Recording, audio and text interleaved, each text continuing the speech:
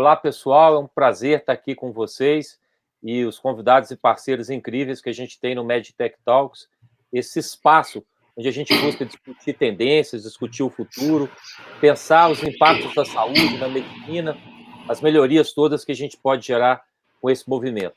E hoje a gente está aqui com 3 convidados incríveis, lembrando que o Medtech Talks é uma iniciativa mensal, já funcionando há alguns meses. A gente tem também um podcast que é o Medicina e Inovação. Nós temos parceiros como a TOTUS, a Rede FCJ, a Holding Saúde Ventures, a Feluma Ventures, o Hospital São Francisco e outros que estão se juntando nesse debate bem aberto sobre o futuro da saúde, o futuro da medicina.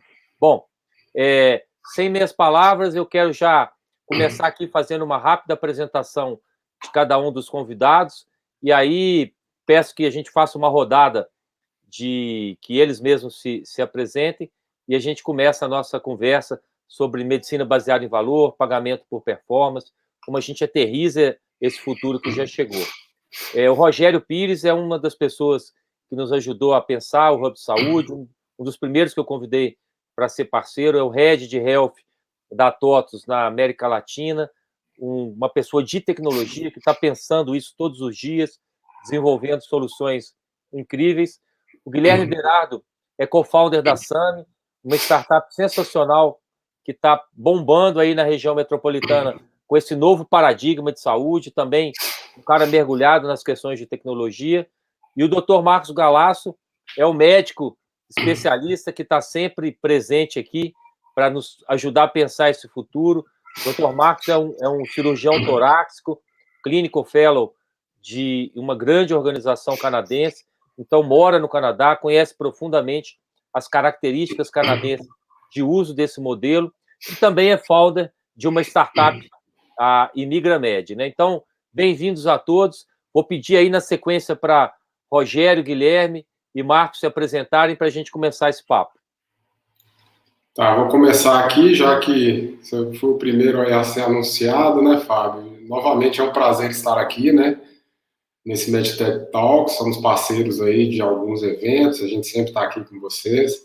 Eu acho que é um tema extremamente relevante, né, acho que hoje a questão do custo saúde hoje é muito discutido aí para as empresas, para as pessoas, né, hoje a gente vê aí o modelo que hoje vivemos, ele está se tornando pouco sustentável, né? Quem tem uma empresa, quem é empresário, micro e grande empresário, vê que cada vez mais o modelo que temos hoje na parte de atendimento, o modelo assistencial hoje, ele tem vida curta, porque a coisa não se sustenta. Então, acho que é um tema extremamente relevante e será um bom debate para a gente, tá?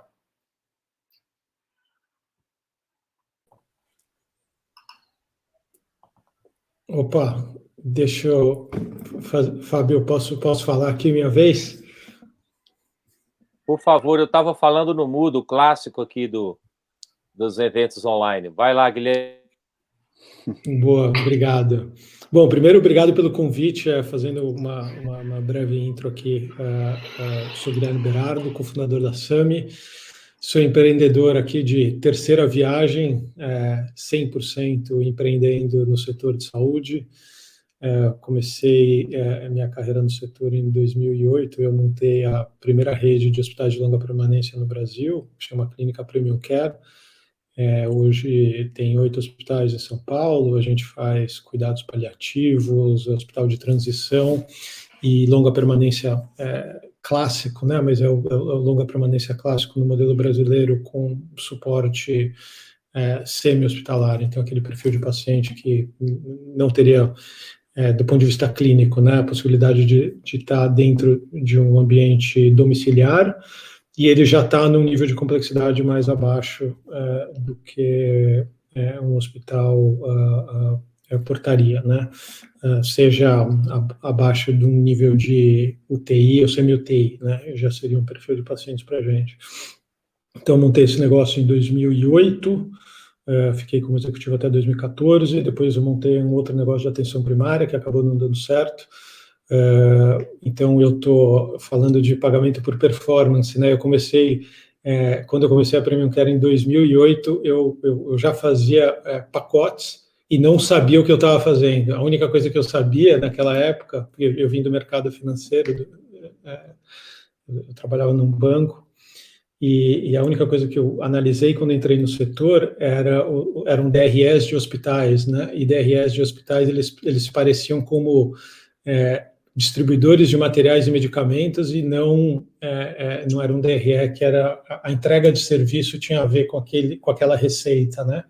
E quando você tem um modelo de fee for service, esse nexo, não existe nexo, né, de volume de material e de medicamento versus desfecho clínico, não tem nenhuma conexão com os dois, e uma boa parte dos hospitais operavam assim, muitos hospitais ainda operam assim, e eu entendi que isso em 2008, prestando o serviço faria sentido se eu fosse remunerado pelo serviço, senão seria uma farmácia, né, para distribuir material e medicamento. Então, em 2008, sem saber muito bem o que eu estava fazendo, eu já estava fazendo, de alguma forma, algum componente de pagamento por performance, e trazendo previsibilidade para o setor. Depois eu fui para atenção primária, e aí acho, talvez, tenha sido um pouco cedo no setor, de forma estruturada, organizada, e faltaram, talvez, alguns parceiros importantes naquele momento que topassem entrar naquela visão, no modelo que você teria não um gatekeeper, mas medicina de família propriamente dita, como um canal de entrada para o sistema do setor, e aí eu acho que talvez o público aqui deva saber muito claramente, isso traz maior previsibilidade, sustentabilidade e muito claro, maior desfecho clínico para o setor, né? Eu fiz esse negócio até 2018, a gente fechou, e em 2019 eu cofundei a SAMI com o Vitor, muito na visão de que a gente só poderia, e eu como empreendedor ali, né, naquela época nós conversando, eu falei, putz, eu só entro num negócio se a gente olhar o sistema, né, a cadeia de valor do ponto de vista sistêmico, porque você tem problemas, né, tanto na ponta, no modelo de distribuição e de venda, quanto na cadeia de valor assistencial, né, assimetria de informação, é um setor absolutamente fragmentado, ninguém não, mas compartilhamento de dados é um desafio importante, não existe interoperabilidade de dados em muitas dessas grandes empresas. Então a gente olhou aquilo e entendemos que era um setor que a gente queria atacar com algo que pudesse ser transformacional para o setor. E aí começou a SAMI, e depois a gente pode falar um pouco mais, mas só contando um pouco da minha história aqui. Obrigado, e um prazer estar aqui com esse pessoal, com a turma toda aqui, Fábio. Muito bacana. Doutor Marcos, se apresente aí, já faz um start point aí da medicina baseada em valor a partir do Canadá. Tá bom. Em primeiro lugar, Fábio, obrigado pelo convite. Prazer enorme poder não só colaborar com alguma coisa que eu tenho vivido, mas aprender muito com players que estão no mercado há mais tempo e mexendo com isso diretamente. Para quem não me conhece, meu nome é Marcos, como o Fábio falou bem no comecinho, eu sou cirurgião torácico, já morando no Canadá já faz 6 anos. A ideia era ficar só 2 anos para fazer pesquisa, mas aí acabou que isso se tornou 2 Clinical Fellows e muito mais, né? No Canadá, eu além de aprender muito da minha especialidade, né, e bem mais fundo na parte técnica, eu também pude desenvolver nesse período aqui uma minha paixão, que também é empreender, e não só medicina, mas também empreender. Como o Fábio falou, eu fundei uma startup que se chama Imigramed. Basicamente, a gente ajuda médicos brasileiros a revalidar o diploma fora do Brasil. A gente mexe bastante também com oportunidades internacionais para estudantes de medicina e residentes. Então, é nesse meio que a gente está.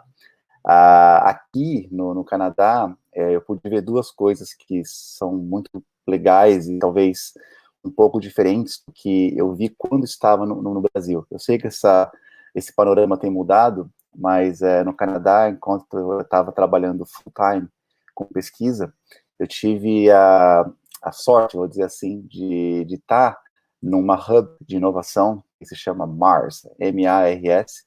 Eles têm um prédio, assim, o Fábio já viu, eu tive a oportunidade de mostrar, e chama Mars Building. Então, assim, é basicamente um prédio que divide a pesquisa médica básica, né, e a outra parte seria um health techs. Então, assim, eu pude viver e trabalhar nesse ambiente, e aí, obviamente, fortaleceu essa paixão por empreender, e também eu tive contato com bastante empresas de health techs, e também com o ambiente de pesquisa num país de primeiro mundo, visto que o Canadá é conhecido, especialmente nessa área de health tech, como um dos líderes.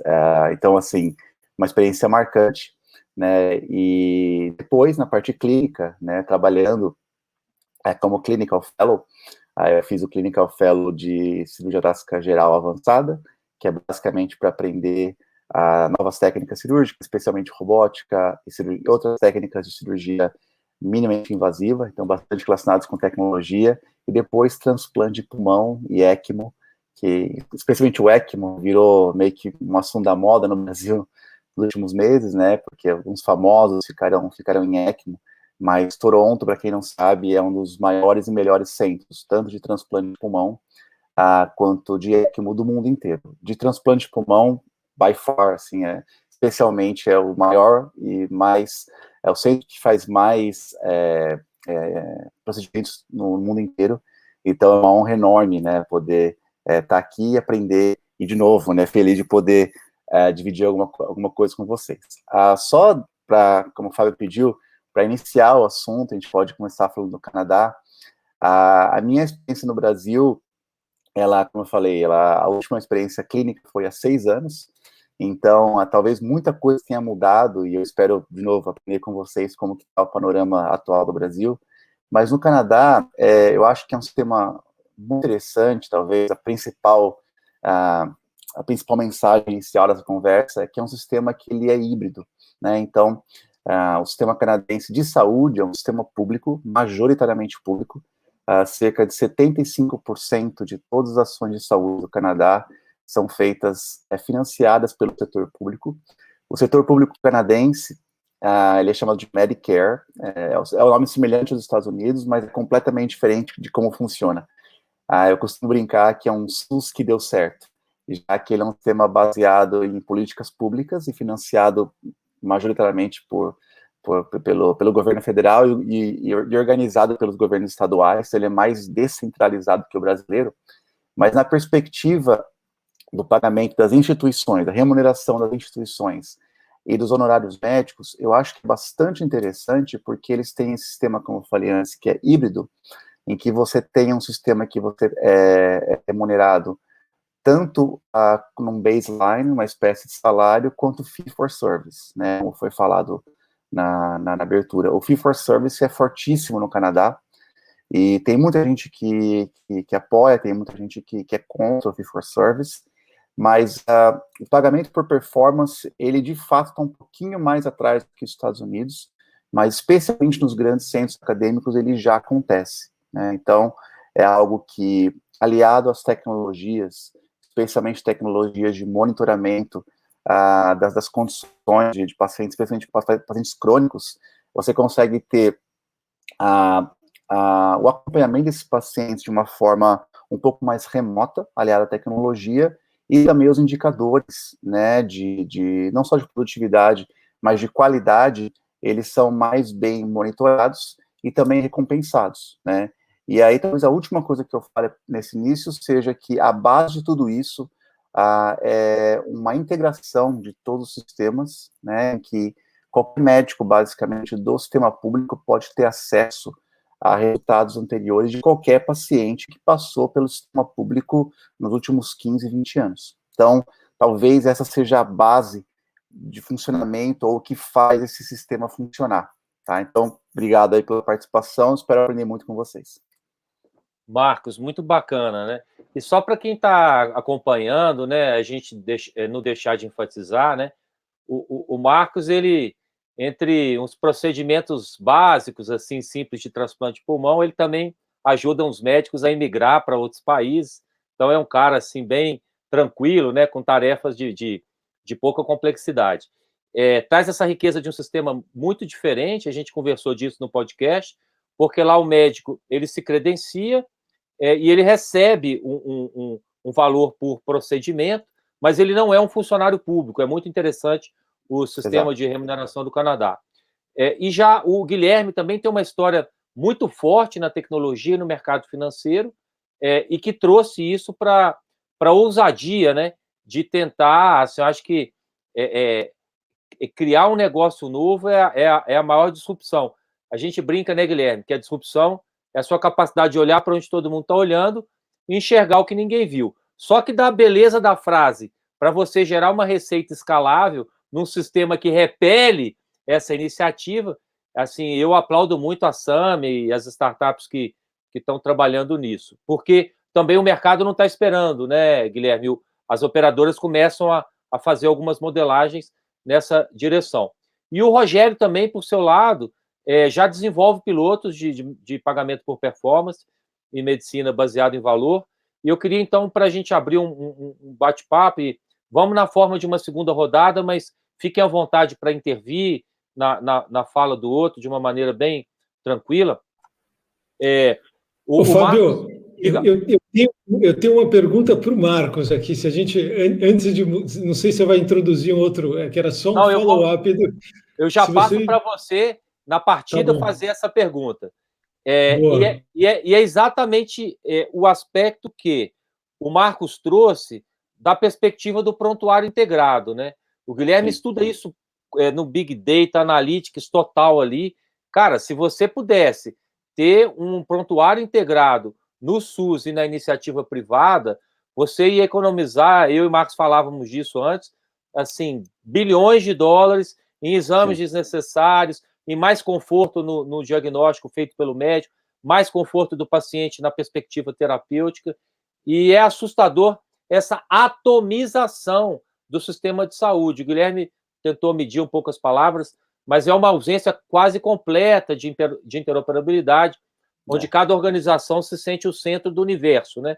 É como se o pequeno hospital municipal de Bom Jesus do Galho fosse o centro universal da saúde mundial, e assim todas as organizações têm essa visão muito atomizada. Então, Guilherme, passando para você fazer a pergunta para o Marcos, e na sequência a gente repetir a rodada, assim, por que não aterriza essas questões de um sistema mais eficiente, de uma maneira mais rápida? A pergunta para a gente focar numa resposta quick answer ali seria: qual é a principal barreira de entrada para essa mudança de paradigma, né? E aí, com essa pergunta, Guilherme, fala para o Marcos que ele já responde e dá a opinião dele também.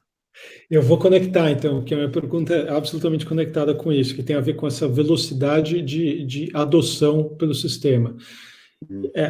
Eu tenho uma opinião, não sei se é fato, mas assim, é um pouco do que eu tenho visto, né? É muito difícil você emplacar, né? Pensa uma grande operadora que ela está conversando com um hospital X e que esse hospital X tem 25% da receita dessa operadora. Então, o risco negocial ali, quando você vai entrar no modelo de value-based pay com um hospital, que em geral é o maior pedaço da fatura de um sinistro de uma operadora, naturalmente, eu acho que os hospitais se sentem receosos de precificar errado, fazer ajustes ou tomarem riscos, né, ou compartilharem riscos onde eles têm uma visibilidade limitada de como é que é aquela população. Então, acho que volta aqui na questão dos dados, né? Uma coisa é você tomar risco com algo que você conhece e entende, então você tem um risco mensurável. Outra coisa é você operar no escuro. Então, acho que tem uma questão de dados, tem uma questão de o que está na mesa. Então, se você é um hospital com 25% da tua receita, você vai negociar value-based pay, se esse negócio ele pode ir para um lado, né? Pode ir muito bem, ele pode ir para o outro lado e comprometer a tua receita. Então, de repente, você está falando, e das duas partes, tá? Porque pode ir para qualquer lado. Às vezes, você está falando de duas companhias de capital aberto que reportam trimestralmente.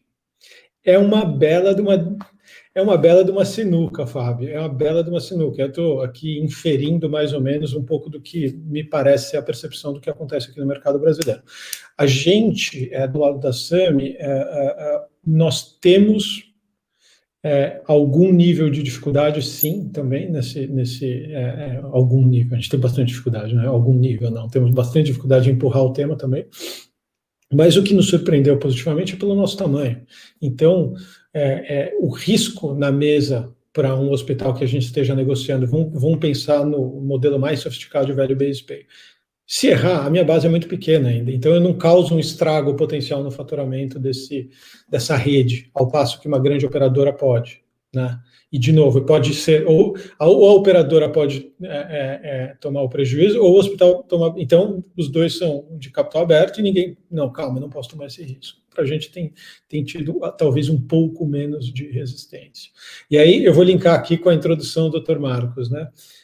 O que você atribui do ponto de vista da resistência lá no Canadá? Né? Você falou, a gente está um pouco atrás do mercado americano. A minha opinião também eu acho que o mercado brasileiro, pelo menos por onde eu navego, me parece mais avançado que o mercado americano, inclusive interagindo com investidores de fora e que estão no setor. Me parece que algumas coisas que a gente está fazendo aqui no Brasil estão mais na frente do mercado americano. Agora, me surpreende um pouco do Canadá. Eu já estive no Canadá vendo a certificação da Plaintree, não sei se você conhece, e vi um pouco lá e me pareceu um sistema super saudável, né? E eu acho que os números dizem por si só, mas me surpreende um pouco. Por que a resistência, o que se atribui a essa resistência do fee-for-service ainda rodando lá no mercado, versus value-based? Na verdade, o fee-for-service, ele enfrenta algumas críticas, especialmente de alguns gestores, no que diz respeito à otimização da indicação de certos tratamentos, porque se você for pensar, se você for para o extremo do fee-for-service, em que 100% das ações, né, de saúde, elas são fee-for-service, você incorre num risco grande de você solicitar exames e realizar procedimentos que não são necessários, porque vai ser algo que vai ser empurrado não só pelo mercado, mas pela vontade do profissional ou do estabelecimento de girar mais, né? Isso, comparativamente com os Estados Unidos, é uma coisa que, pelo menos na minha visão, acontece muito mais do que no Canadá, né? Inclusive, é engraçado, até uma experiência pessoal, assim, rapidinho, que por estar no Canadá, é comum que a gente tenha intercâmbio muito próximo com instituições, hospitais, né, instituições de saúde dos Estados Unidos, inclusive depois de você procurar emprego, assim, para ir trabalhar nos Estados Unidos, e o jeito que eles têm, na verdade, o approach que eles têm com o médico é muito mais baseado no quanto que o médico vai produzir. Óbvio que a parte científica, a parte técnica é extremamente importante, mas a gente sente uma grande diferença no approach das operadoras, né, nos hospitais, a respeito de, eles são bem claros, né, do quanto que você vai conseguir produzir e que isso vai gerar uma renda para o hospital, né. No Canadá, como tem esse sistema meio híbrido, né, que é um sistema público em que você tem um salário base e algumas coisas você trabalha fee for service, eu vejo isso com menor intensidade. Então, se eu puder resumir, a fala é isso, né? A crítica que a gente ouve é que quanto mais você vai para o lado fee for service, maior o risco de você acabar realizando procedimentos e exames que são desnecessários, já que isso vai incorrer em maior rentabilidade para o médico, né, pessoalmente falando, e para o hospital também. Rogério, não sei até que ponto você pode fazer um disclosure aí do piloto que você está rodando, ou se tem algum sigilo, mas basicamente por onde que você acha, posto que a TOTVS pensa um produto que tem que ter escalabilidade, né? Então vocês realmente estão fazendo uma linha de produto bem segura, qual que é o ponto de partida dessa pegada, assim, para começar o Based Value no Brasil? Esse tema, o Fábio e colegas, assim, acho que é um tema bem, como se diz, é um tema bem, não digo polêmico, mas um tema complicado, né, como já foi falado assim. O pagamento por performance, o pagamento baseado no desfecho clínico, né, acho que ele é bem complicado, no sentido até num aspecto cultural, né, se a gente for olhar a relação prestador-pagador, seja público ou privado, né, seja o SUS ou seja uma operadora de saúde, ela historicamente ela é baseada no procedimento. Você paga pela consulta, você paga pelo exame que é feito. E a saúde, isso aí, eu acredito que a gente chegou num modelo tal que a saúde, ela tornou-se tão cara, seja por evolução tecnológica, seja pela complexidade dos exames, seja pelo nível avançado dos procedimentos que são adotados, ela chegou no nível, muitas vezes, de uma complexidade de um custo extremamente alto. E a gente vem, ano após ano, trabalhando em cima de uma conta que ela vai virando bola de neve, ou seja, quando a gente fala de uma relação hoje, uma empresa ou um funcionário, que ela tem que pagar um custo hoje, digamos assim, o custo saúde hoje para a empresa ou para uma instituição que tem um leque de pagamentos para o funcionário, isso aí está virando uma bola de neve que ela, a curto prazo ela está se tornando impagável. Então, esses modelos de remuneração, esses modelos de pagamento baseado em desfecho clínico, baseado na solução, na tentativa da solução do problema ali que é atacado, ele tem que vir para que o sistema torne-se viável, que desperdícios não aconteçam. Assim, quando a gente pega exemplos muito simples aqui, obviamente que isso aí remete a uma infinidade de causas, uma infinidade de soluções que possam suprimir isso. Hoje se eu pegar hoje meu plano de saúde, ir numa instituição hoje, fazer uma ressonância magnética lá da mais avançada, e numa instituição hoje, se eu for utilizando o mesmo plano de saúde em outra instituição, fazer a mesma ressonância magnética no laboratório do lado, eu vou conseguir. Porque hoje não tem um controle em cima dessas questões hoje nas operadoras de saúde. E no contexto geral, quem paga a conta é ali eu que sou usuário. O repasse do custo, ele sempre é repassado ao quem utiliza o serviço. E também existe a questão cultural, a questão porque o prestador, até o que o Dr. Marcos colocou aí, assumir o risco é muito difícil. Como que o hospital hoje, ele tem, sei lá, tem processos, por exemplo, aqui, transplantes, tratamentos oncológicos, eles são extremamente caros e imprevisíveis. Como que uma instituição, o prestador, ele vai assumir o risco em cima de um desfecho clínico de coisas que ele não consegue nem dominar? Então, assim, é um tema extremamente complexo, é um tema extremamente complicado de se implantar. A ANS, a Agência Nacional de Saúde Suplementar, já fez diversos estudos, grupos de estudo, mas não se chega no modelo que seja um modelo nacional disso. E, assim, o que eu observo é que vários clientes nossos da TOTS, eles trazem esse tema para a gente. Existem alguns grupos que estão discutindo como que se trabalhar isso.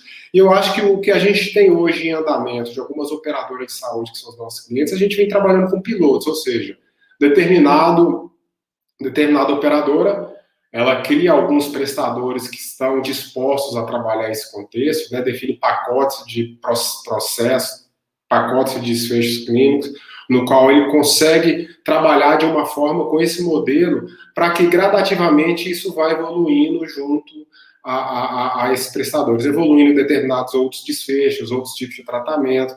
Agora, um ponto que eu posso colocar aqui é que, se a gente não for para esse modelo, o sistema vai falir, né? Eu acho que isso é uma característica clássica.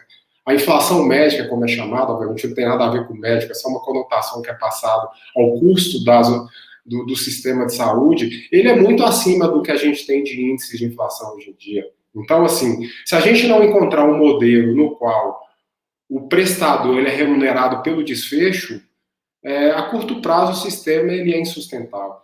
Rogério, então o interessante assim da nossa conversa é o seguinte, o Guilherme fala que algumas empresas aceitam o modelo SAMI porque ele não impacta o risco tão alto, ou seja, então tem uma barreira de entrada aqui, porque você, em tese, vai escalar no modelo de base value até o limite que você não ofereça um risco tão grande. Vamos colocar assim as empresas que vão tentar trabalhar isso.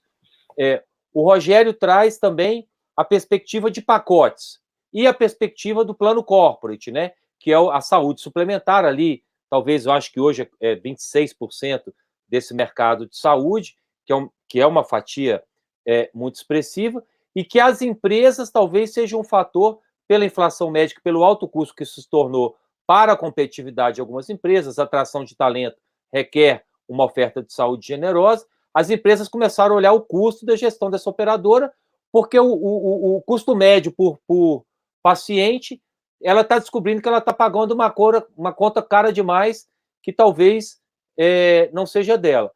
E, por outro lado, o Rogério traz um número de que o sistema vai ficar inviável. E isso porque a gente finge que não existe o assunto SUS, que é o que sustenta a saúde do nosso país em larga escala, com centros de excelência, como hospitais filantrópicos, o próprio São Francisco, que é parceiro, Santas Casas, fazendo coisas incríveis. Então, eu tenho uma pergunta, que é o seguinte: por exemplo, uma rede de clínicas de idosos combinou com uma operadora um pacote, um custo médio por paciente acima de 65 anos. A partir dali, né, Guilherme é o grande especialista nisso, ela estima toda uma tipologia de custo e tem uma cláusula contratual de casos excepcionais que se tratarão excepcionalmente. Já é um grande avanço. Mas o Rogério traz que esse modelo não dá para crescer ainda na escala, nem o mercado está demandando. Por enquanto, o mercado está aceitando pagar essa ineficiência. Bom, então, eu deixo esse conjunto de considerações para ouvir um pouco cada um ali. Vamos tentar ficar ali nos 3, 4 minutos cada um para a gente tentar fazer o maior número possível de rodada. Mas eu não quero deixar também de entrar num tema sensível, que muitas vezes se evita. Eu ouço muitos médicos, e quando eu falo muitos, não são a maioria dos médicos, né? Falarem assim: nossa, eu não posso ter um prontuário integrado porque... e o risco de LGPD? A doença é uma coisa muito íntima, é uma coisa muito sensível, e o meu paciente não pode ficar exposto a isso. Mas, em alguns casos, a gente percebe também um receio do profissional de ver o seu próprio diagnóstico exposto, de aquilo gerar uma exposição maior em relação ao risco médico, e de maneira simples, aí eu concluo essa segunda perna, essa segunda dimensão do questionamento, por que o Canadá pode ter um sistema onde 70% dos prontuários estão disponíveis nos últimos 20 anos para todos e o Brasil não pode? O Canadá não tem LGPD, o Canadá não tem respeito à privacidade das pessoas pelos seus dados de saúde? É óbvio que tem. Então, eu acho que existe também, pergunto, doutor Marcos, começando por você, uma certa resistência cultural de alguns profissionais de saúde que, infelizmente, não estão olhando a visão macro da eficiência do sistema, o que impacta o desfecho, porque no final do dia eu tenho menos recursos para tratar melhor um conjunto de pessoas, né? Pode me corrigir se eu estiver errado, enfim. Não, tá certinho, Fábio. Eu acho que você foi bem no ponto mesmo. Tem algumas questões que são culturais e eu acho que eu sou o único médico aqui nessa mesa e eu posso dizer, assim, ganho de causa, que médico... Por isso que nós vamos jogar as polêmicas para cima de você, que a gente não se responsabiliza. Mas eu posso falar mesmo, assim, médico é difícil você mudar a cultura, porque médico está lidando com algo extremamente sensível, né, que é a saúde de uma outra pessoa, e médico tende a ser assim, né, eu aprendi assim, é melhor assim, eu não mudo, e se isso acontece nas questões científicas, né, que dirá nas questões de mercado, nas questões do trabalho e como que ele faz as coisas. O que você falou, Fábio, é muito verdade, e isso aconteceu no passado, tanto no Canadá quanto nos Estados Unidos, porque é o seguinte, você imagina um médico que todo o registro das decisões que ele tomou, dos diagnósticos, né, então, das análises e das decisões terapêuticas, né, tudo antigamente ficava guardado num prontuário de papel, e esse prontuário de papel ficava lá no consultório do médico, tinha uma salinha lá no fundo, com um monte de armário. Quando você institui o prontuário eletrônico, tudo aquilo que você fez no passado pode ser algo que é colocado sob escrutínio, né? Então, qualquer decisão que você fez no passado pode ser revista, né? E isso causa um desconforto natural, né? A mesma coisa que cada atividade de cada um de vocês, né, no meio corporativo, possa ser revista por qualquer um, em qualquer par, né, qualquer profissional, a qualquer momento. Então, assim, é até fácil de entender o porquê que isso no início gera problema. Só que no médio a longo prazo, isso acaba levando uma tendência para a excelência, né? Porque é só assim que a excelência vem, né? As pessoas, elas não querem mudar o que já é confortável para elas, mas se você não aperta, né, realmente a excelência não vem, né? Eu posso citar um outro exemplo, de algo que é muito comum na América do Norte, eu não sei o quão comum é na América do Sul, mas você ter os rankings dos melhores e dos piores médicos, em que as pessoas podem abertamente ir lá e ranquear o médico e colocar... Aqui é impossível, se você botar estrelinha no médico, CRM, o Ministério Público, esse eu já, essa avenida aí eu já explorei, viu, doutor?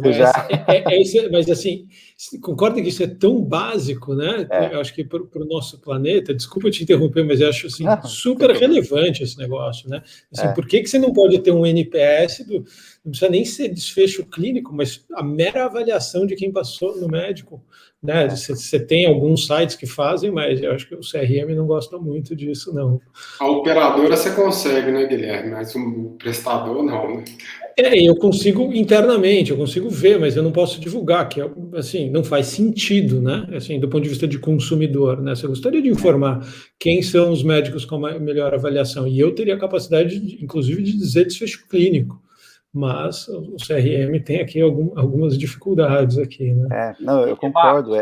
Desculpa te interromper. Claro, nessa linha aí, o tema realmente tem muitas variáveis, porque eu posso ter um profissional sem competência querendo atribuir de uma maneira equivocada a um profissional anterior um determinado erro, ou para justificar um próprio erro. Então, existem hipóteses em cima de hipóteses que, no final do dia, não vamos mexer nisso agora.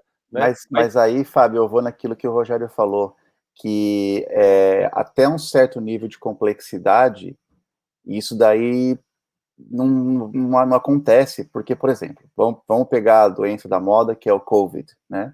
O COVID é uma doença que, quando tem a forma grave, ela não é multifatorial, a causa é uma só, mas o desfecho clínico pode ser múltiplo, né? Então, tem várias comorbidades que podem vir associadas, e o paciente que fica na UTI um tempão, eles têm vários profissionais e de múltiplos níveis, né, de profissionais cuidando desse paciente. Nesse caso, nesse nível de complexidade, na minha opinião, com o que a gente tem hoje, eu acho que é praticamente impossível você fazer uma remuneração, um sistema de compensação baseado em desfecho, né, porque é uma coisa longa, complexa, com múltiplos profissionais. Agora, no nível mais baixo, você vai, por exemplo, vou falar de parte cirúrgica, que eu sei mais, uma cirurgia simples, uma cirurgia de hérnia, por exemplo, aí sim, na minha opinião, acho que dá para você ser bem, assim, específico naquilo que aconteceu, né, tanto no pré-operatório, quanto no intraoperatório, quanto no pós-operatório, só que tem um certo nível de complexidade que aí, na minha opinião, você ultrapassa o limite daquilo que é possível fazer, mesmo com a tecnologia,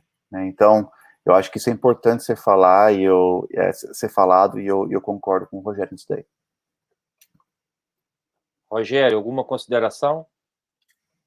Eu tenho, assim, eu acho que a gente, não é que a gente misturou, mas acho que vieram várias variáveis, né? Algumas variáveis em cima do contexto da discussão, que a gente vem falando de interoperabilidade, de prontuário eletrônico unificado, isso aí veio...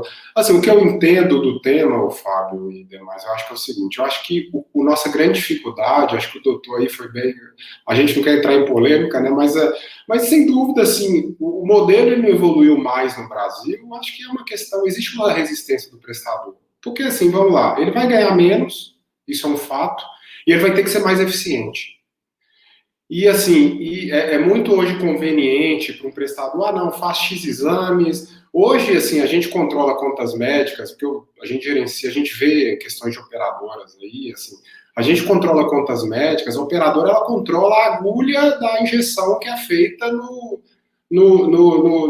aplicada no paciente, assim, é uma coisa surreal. Você vai em operadoras grandes, pessoal, assim, você vê pilhas e mais pilhas de coisas que têm que ser auditadas, e ela não pode ser eletrônica, e a fiscalização da auditoria exige que a conta médica ela seja impressa. Assim, é uma coisa surreal.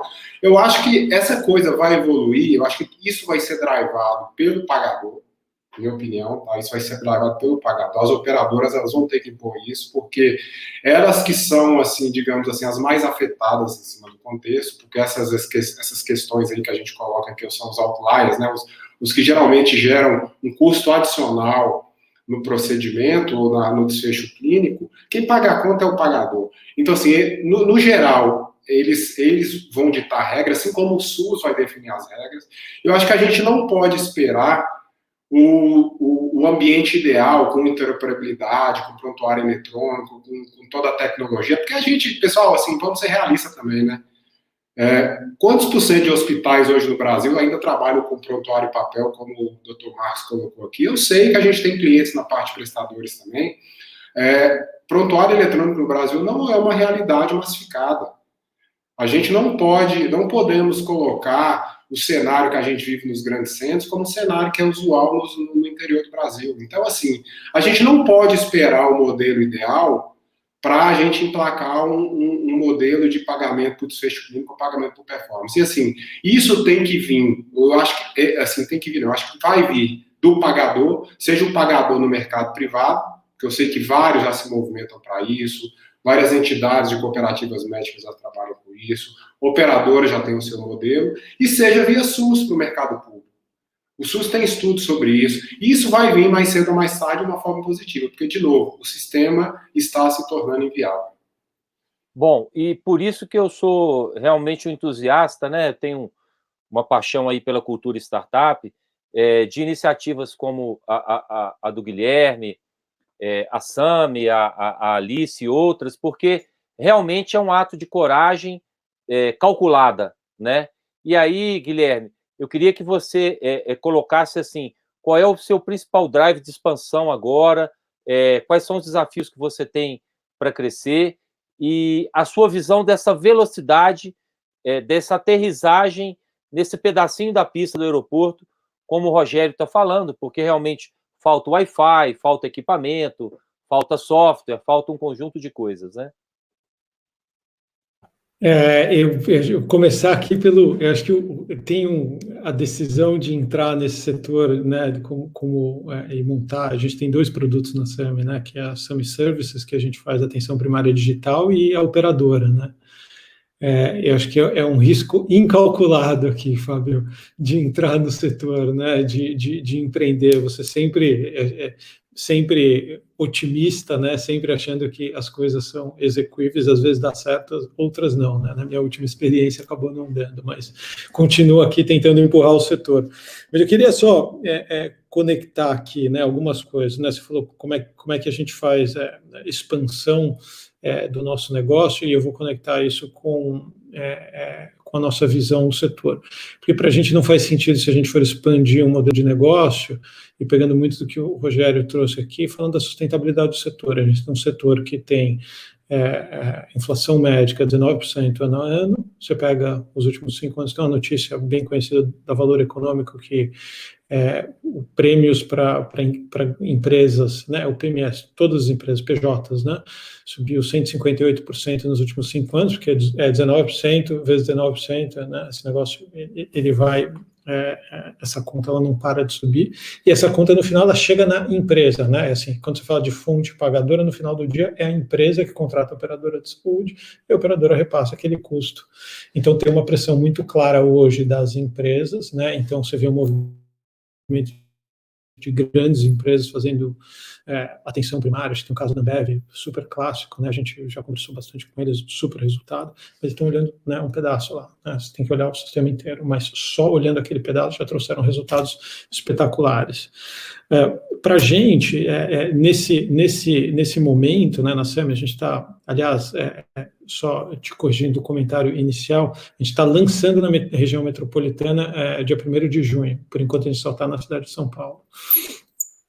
Mas a gente tem um desafio, sim, Fábio, aqui na expansão, e aí eu não falo do ponto de vista de vendas, tá? Porque a gente está indo super bem, essa é a boa notícia aqui como empreendedoras, tem sido uma surpresa super positiva em termos de crescimento, mas conforme a gente começa a sair aqui dos centros de São Paulo, existem algumas Dentro da cidade de São Paulo, tá? A gente já teve interações com redes ou com hospitais que não conseguem falar de pacote, alguma coisa além de um pacote um pouquinho mais estruturado, tá?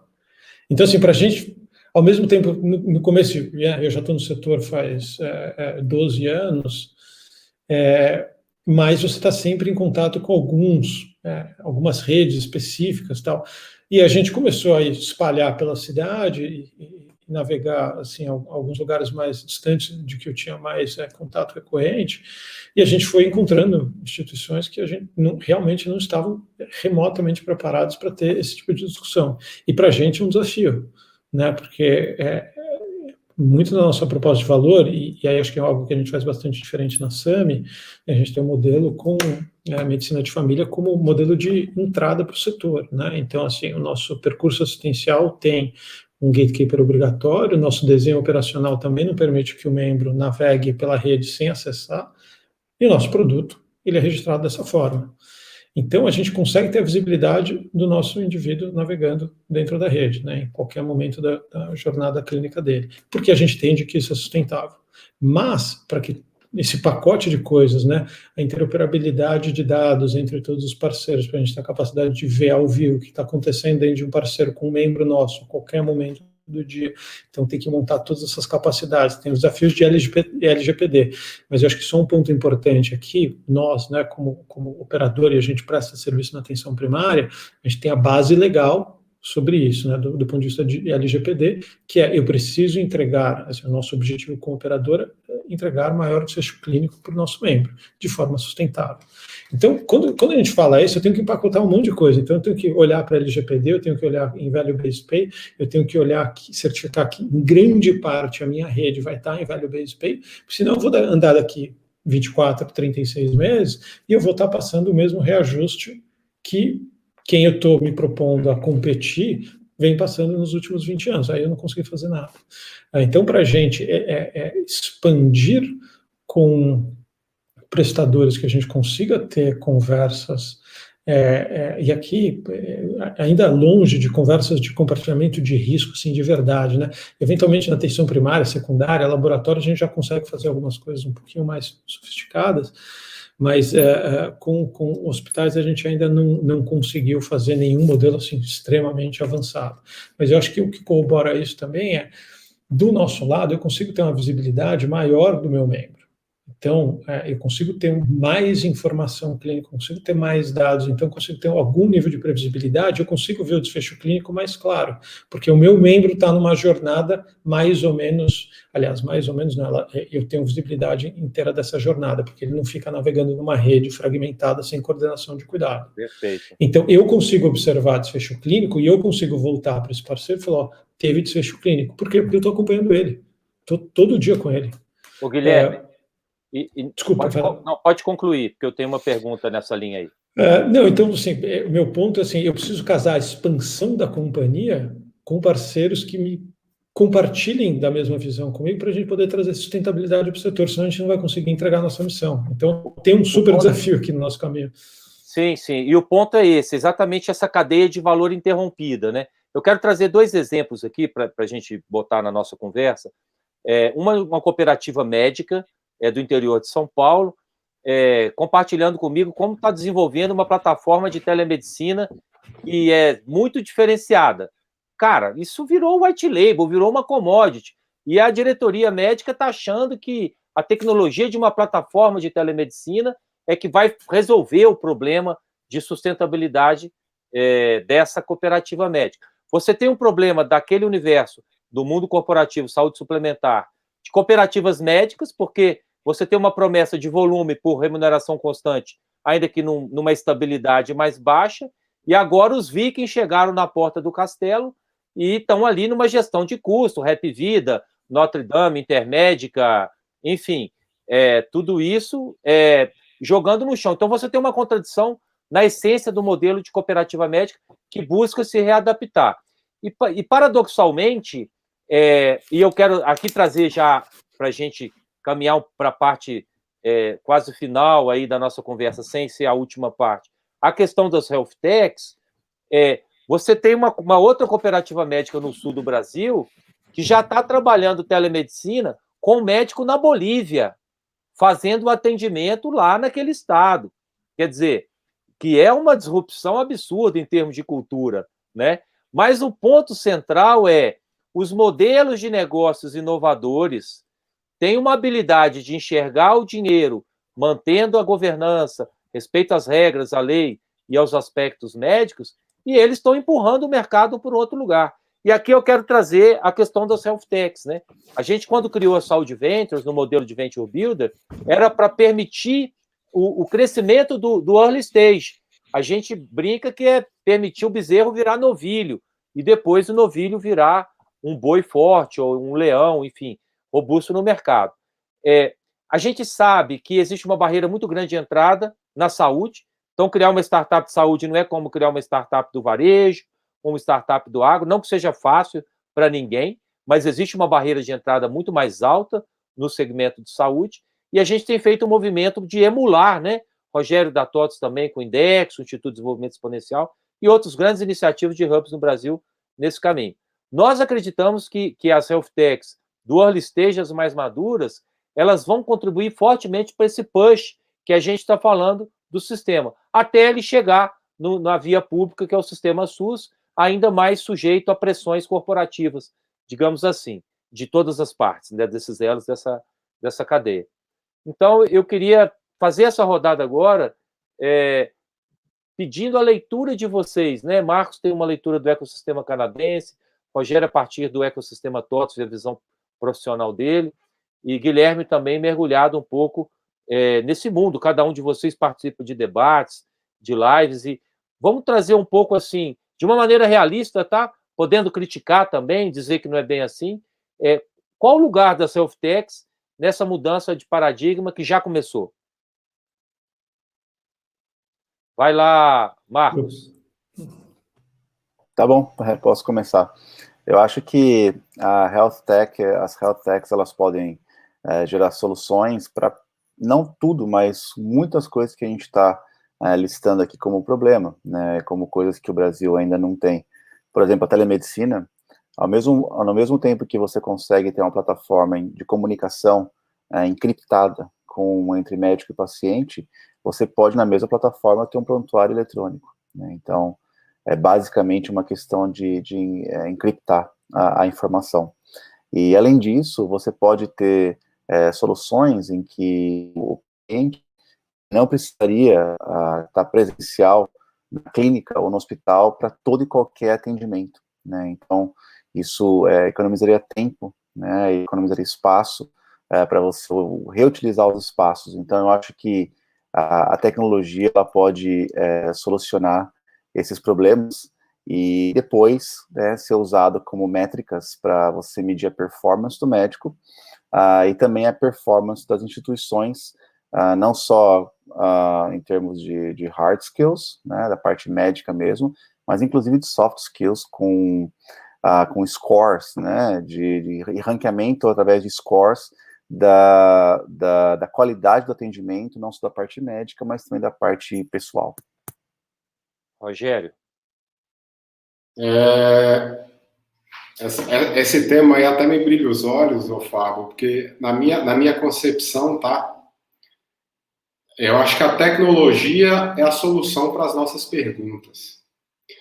Por que eu falo isso? Assim, se pegarmos segmentos que estão digitalmente mais avançados do que nós, peguemos, por exemplo, o segmento de fintechs, o segmento de varejo, o quanto que a tecnologia criou uma evolução para esse segmento, entendeu?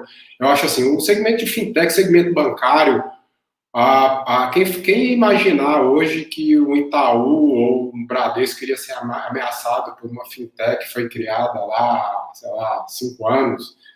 Assim, a transformação digital, ela é a resposta para muitos dos problemas que hoje vivemos. Eu acredito que health techs, adventos de novas tecnologias, a abertura, o Covid, se a gente pode tirar alguma coisa boa desse Covid, foi quebrar muitas barreiras hoje nas nossas regulamentações médicas hoje no Brasil. A gente fala aí da telemedicina, a gente fala de coisas boas, aí da necessidade de digitalização dos hospitais, das operadoras, enfim. Eu acredito que esse é o caminho sem volta, felizmente. O segmento de saúde está cada vez mais digitalizado. O que eu vi de 2020 para cá, eu não vi em 10 anos que eu tenho de vivência no segmento de saúde. Eu acho que, assim, estamos num caminho virtuoso e um caminho sem volta. E eu acho que as nossas respostas, elas serão... teremos as respostas desses problemas que impactam o segmento ou que geram desperdício para o segmento com a tecnologia. E as health techs estão aí para isso. Acho que certamente não tem uma bala de prata para a solução, mas acho que o advento aí de centenas de health techs que a gente vai vendo surgindo. Todo dia, toda semana, eu vejo uma health tech, uma ideia inovadora, uma coisa interessante, uma coisa complementar a outra. A gente vai juntando as peças e vai tendo... assim, muita solução, muito interessante. E, assim, quem não se adequar a isso está perdido. A operadora que se não adequar à digitalização, a operadora que não se ativer a isso, que não se especializar, que não se evoluir, que não estiver conectada nisso, vai morrer. Porque tem um caminhão de coisas vindo aí que vai atropelar todo mundo. Essa é a minha visão. Tá? Desculpa atropelar e também a sua fala, Rogério, mas é só para falar, para não deixar passar, que não só as operadoras, mas os próprios médicos, tá? Porque antigamente, às vezes tinha aquele único médico da cidade, mas hoje em dia, uma grande parte da população dessa mesma cidade pequenininha que só tinha um médico tem um celular na mão. Então agora esse médico não é mais a única opção. Isso estou falando só de telemedicina, tá? Nem estou falando de outras inovações mais avançadas do que isso. Então aquele médico lá, a gente falou no começo que médico às vezes é um pouco conservador demais, mas esse médico vai ser atropelado, tá? Porque você tem o médico boliviano, ou o médico brasileiro que está na Bolívia atendendo a telemedicina, por que não pode ter um médico brasileiro que está aqui no Canadá atendendo também telemedicina e a mesma coisa? Se ele tem um registro no brasileiro, tipo, por que não? Ou médicos ao redor do mundo inteiro, que você junta muitas mentes que trabalham em diferentes sistemas de saúde, com diferentes iniciativas, e você enriquece muito mais, e quem ganha é o paciente, e é aquele pacientezinho do SUS lá, que está lá numa cidade pequena, às vezes na zona rural, mas se tem internet, ele tem acesso, e se ele tem acesso, muito provavelmente isso vai ter melhorias na saúde como um todo desse pacientezinho aí. Só queria colocar isso aí, obrigado. Perfeito, e colocando um sistema muito menos oneroso, né? O Marcos, a digitalização permite isso. E eu acho que no Canadá não tem aquele monte de Fiat Uno Mille saindo de prefeitura para cidade regional, transportando um paciente para uma segunda consulta que podia... Então, a economia de custo de manutenção de carro de prefeitura, de gasolina, tem outros elos nessa cadeia de valor aí que vão gerar eficiência, né? Guilherme, eu queria te ouvir nessa finalização, sua visão sobre a Health Techs, para a gente fechar com chave de platina aqui, deixando o Marcos falar um pouco dessas super tecnologias que o Covid contribuiu para melhorar, né? Ele tem uma máquina lá que faz o tratamento do pulmão transplantado fora do corpo do doador e que aumentou em muito a condição de mais números de pulmões aptos, né? E redução da fila. Então, acho que é mais do que uma curiosidade, é uma inovação fantástica. Mas manda lá, Guilherme, Health Techs. Eu vou ser breve aqui, talvez um pouquinho mais cético, tá? Eu acho que assim, a primeira coisa, né, e é um pouco do nosso ponto de vista, a gente entendeu que antes de falar em tecnologia, tinha que organizar e alinhar interesse na cadeia de valor, porque você pode ter a melhor tecnologia do planeta, e eu acho que a gente viu isso em alguns exemplos de grandes novas startups, principalmente no mercado americano, que trouxeram um viés altamente tecnológico, mas não mexeram na cadeia de valor. Resultado? Zero, nada, nenhum resultado. E eu acho que se nós tivéssemos uma cadeia de valor alinhada, por exemplo, como o mercado de saúde inglês ou canadense, onde você tem uma taxa de inflação sustentável, não teríamos, talvez essa discussão hoje, esse fórum aqui, não estivesse existindo, porque não teria tanta inflação, não teria pressão, e não teria essa pressão por novas soluções. Então, a gente olhou, a gente partiu da premissa que precisa alinhar a cadeia de valor. A partir do momento que a gente conseguir alinhar a cadeia de valor, e aqui tem a ver com negociação contratual, cláusula contratual, é isso, né? É pacote, é performance, e aí eu acho que essa é a grande diferença. Entrando agora em 2019, 2020, né, criando uma empresa agora, então, por exemplo, a gente fala de LGPD, a gente está preparado em grande parte para atender demandas de LGPD. Segunda parte, os nossos contratos já refletem isso na largada. Então, o que isso quer dizer?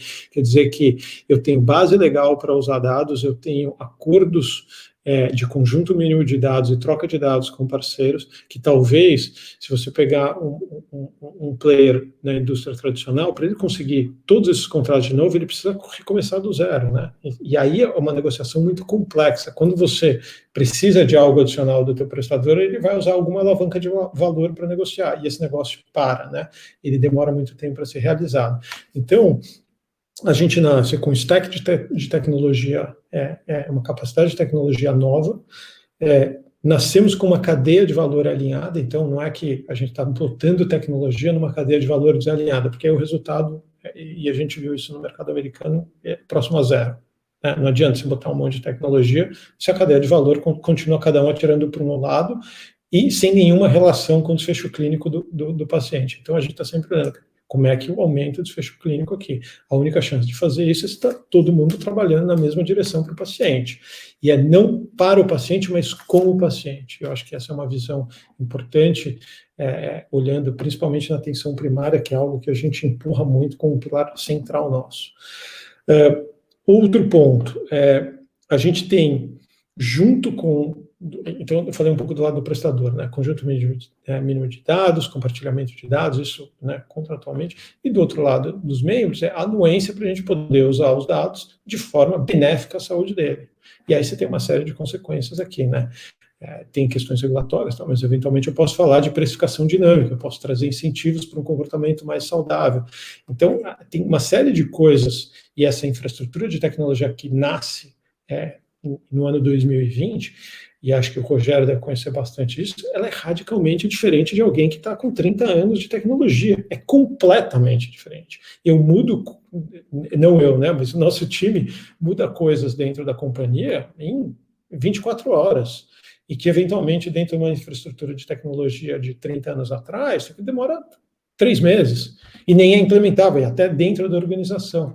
Então, a gente tem algumas vantagens, tá? Mas a principal delas é a velocidade. Somos menores, então a única chance que eu tenho contra o setor é se eu for mais rápido.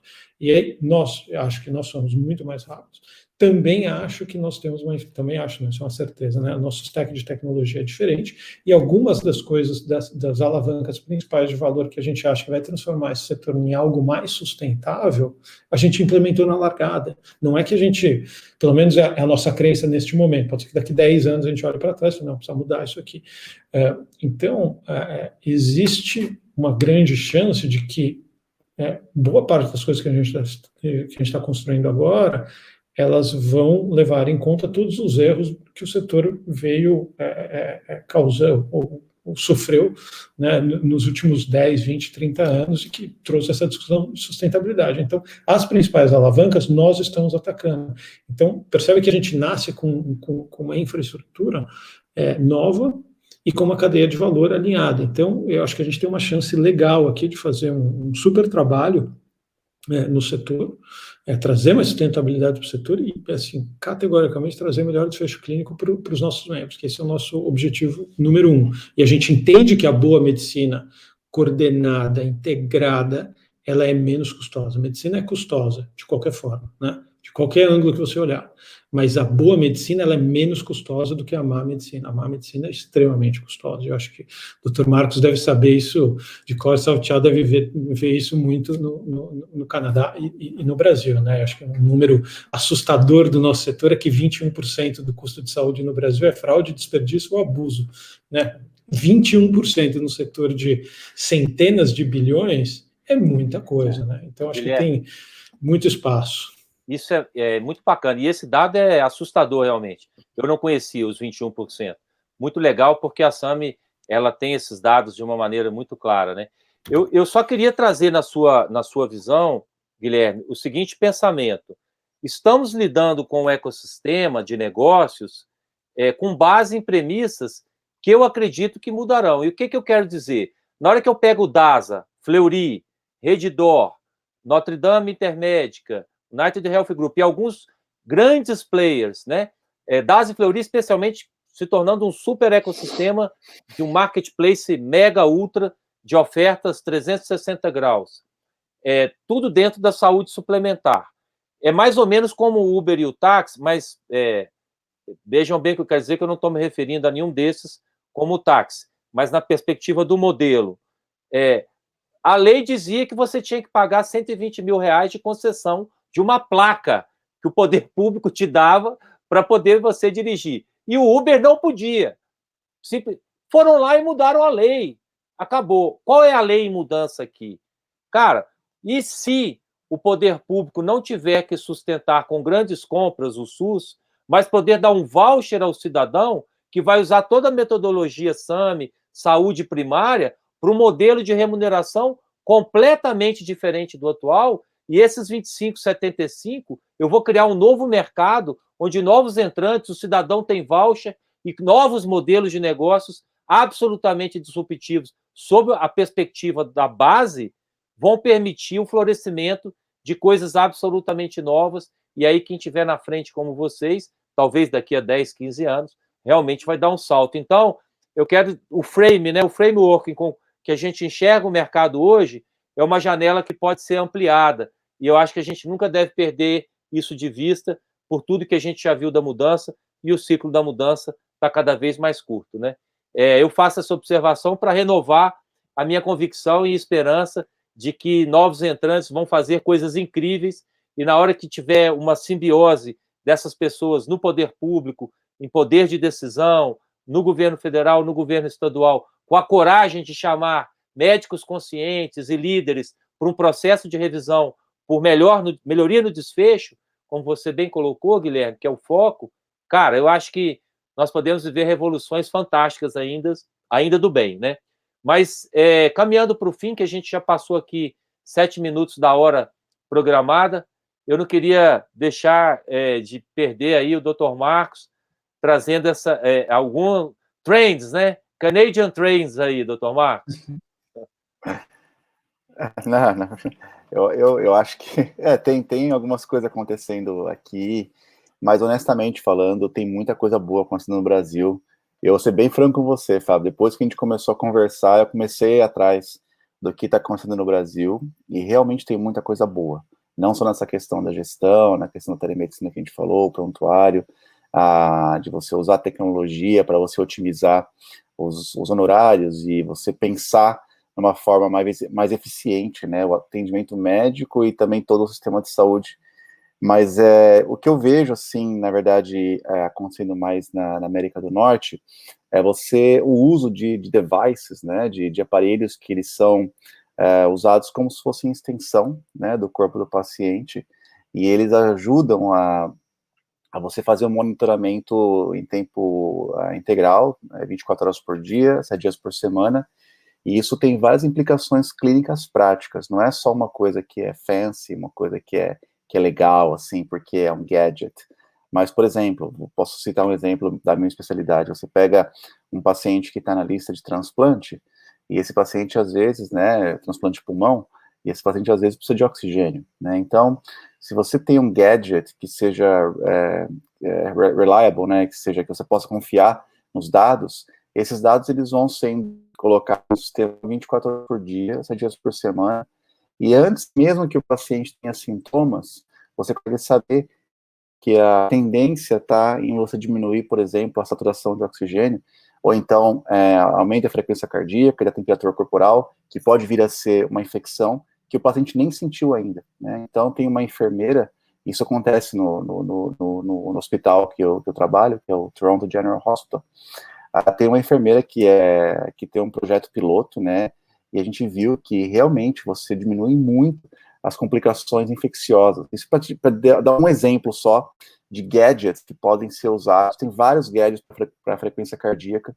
Inclusive, tem uma colaboração do Rock com a Apple, né, para usar os Apple Watches. E, assim, eu acho que essa é uma coisa que é uma tendência que não tem como voltar, né? Eu, de novo, concordo com o Rogério. Eu acho que, e usando o seu exemplo aí do Uber, pode tentar colocar a legislação nesse aspecto, do jeito que a internet é hoje, do jeito que as coisas vão rápido. Eu acho muito difícil o poder público conseguir frear e as entidades como o CREMESP, CFM, conseguirem, na base da canetada, frear essa força que vem, especialmente em novas tecnologias. Eu acho que isso é uma coisa que não tem como voltar mais atrás. Então, essa é a minha opinião.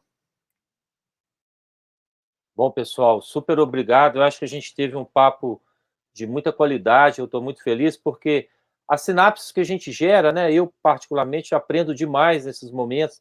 A gente abre a mente para várias caixinhas aí. E isso tudo contribui para a gente amanhã acordar mais motivado, enxergando novos olhares e tendo novos olhares e novas perspectivas, né? Esse é o papel do Meditech Talks, que a gente faz mensalmente, em torno ali do dia 18 ao dia 23, mês que vem tem mais. A gente vai tratar também de LGPD, de IoT na área médica, então já deixo o convite para vocês. Obrigado, viu, Marcos, pela sua disponibilidade, o tempo escasso seu, do Rogério e do Guilherme, sempre disponíveis aqui para a gente contribuir, para mudar um pouco a visão do estudante, para trazer algo que seja útil para um jovem médico ou para alguém na alta liderança, enfim. Eu acredito muito que a gente faz a diferença e quero agradecer muito a vocês e desejar uma boa noite a vocês e a todos que estão nos ouvindo. Boa noite, até mais, pessoal. Foi um prazer. Obrigado, boa noite. Obrigado, Fábio. Obrigado, boa Marcos, noite, obrigado. Rogério. Tchau, tchau.